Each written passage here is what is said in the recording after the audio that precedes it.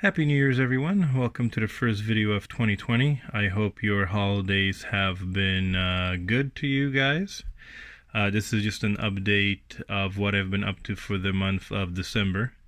If you watched my last video giving you an introduction to the Perry Sound Division, yes, I finally named my layout the Perry Sound Division. I went over exactly the area I was freelancing. It's not going to be exactly prototypical, but the area I'm going to be doing. I decided to make a little bit of few changes to the way the layout's going to be. So again, if you remember from the last video, down that way off the layout is actually Perry Sound.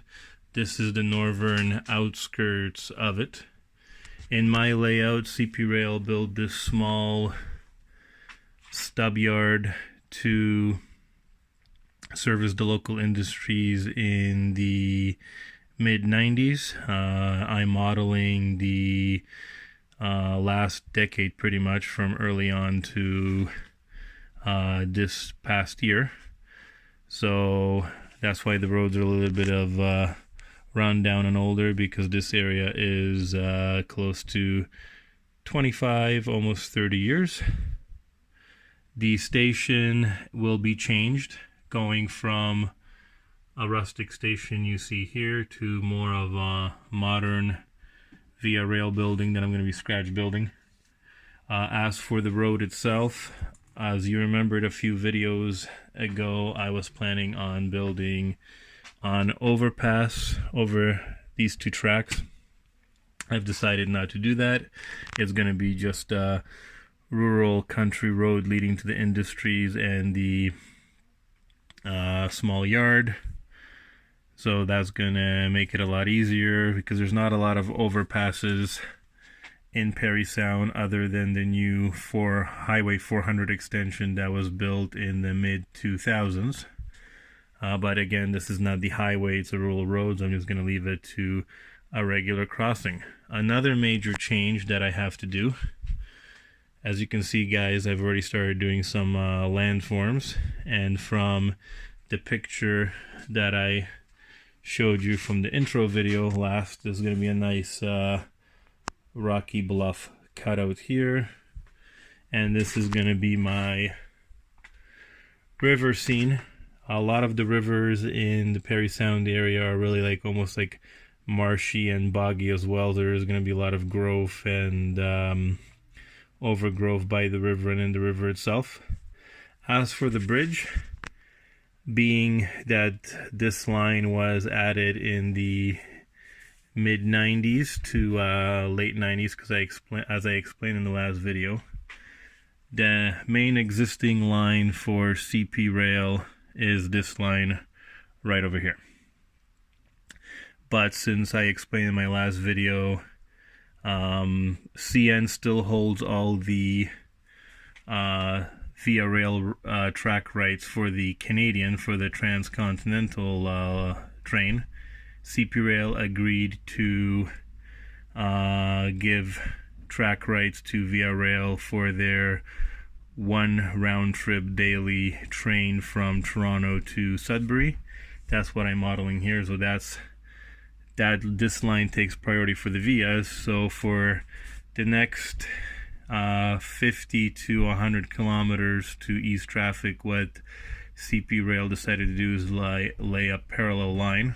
So this parallel line for the freights just goes off course a little bit. It's going to go over the river, and there's going to be a bridge here. So originally the bridge that I was deciding to do was leaning to a trestle bridge, more so over a deck girder bridge.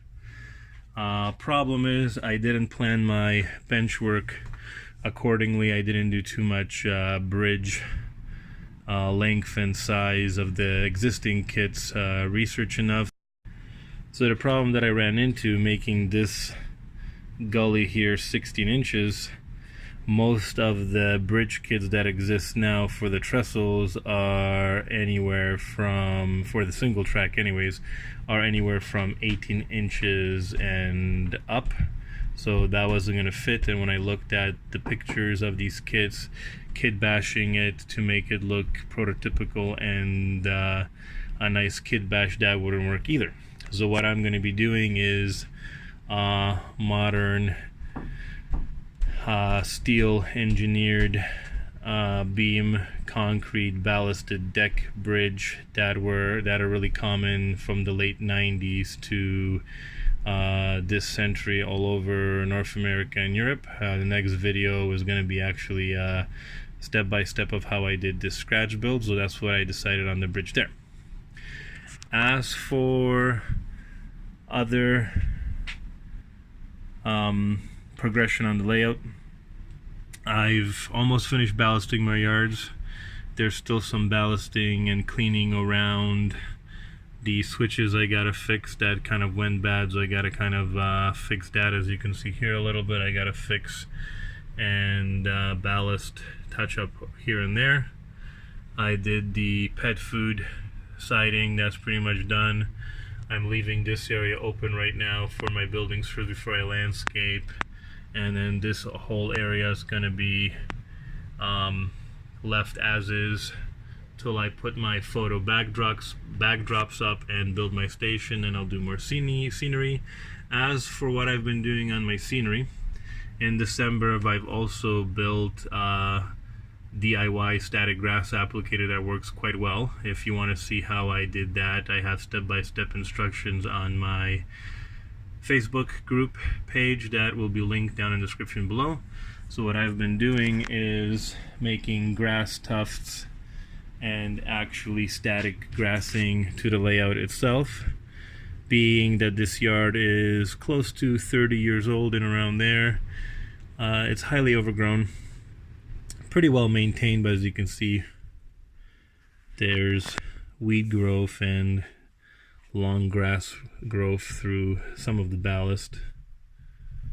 Just trying to make it look well used. Been here for a while, nicely overgrown. I planted my first 3 evergreen trees. Basically, it's just sisal rope cut into strands on wire, spun to make them look like bottle brushes. Then I prune them accordingly, spray paint them green, then use hairspray to make them the strands tack in, and I apply different color ground films to get this look. I also added static grass to the back here. And here, still got to touch up ballasting around this switch, and I'll be adding more static grass. So as you can see, the scenery is quite coming along. The area that I'm focusing on now is this area here, making my landforms. Then I'm going to be doing my plaster cloth to cover all that. Once I do the rock face outcropping here, I'll continue on my roads to finish the road. Weathering that, I still gotta do the contours here, but I can't really continue further on till I actually get my bridge abutments in place. Once my bridge is built to dictate how the scenery is going to go here, I still got to fill this gap in with backboard. So those are my next few little projects. Once I get the bridge in and the landforms in, I'll probably be doing temporary mock-up buildings for everything. So yeah, so this is what I've been up to for the month of December. I also got a nice surprise if you missed the last surprise video before the end of the year. Dave Sparky 107 surprises me with this for Christmas. It's the Athearn Genesis 2 SD90 Mac Phase 2H in 9302 in the Canadian Pacific. So if you look at my last video, I kind of showed the locomotive running a little bit and a little clip in this video. So again, guys, Happy New Year's. Thank you for watching, liking, subbing, sharing, and commenting, and I will see you in the next one. Take care.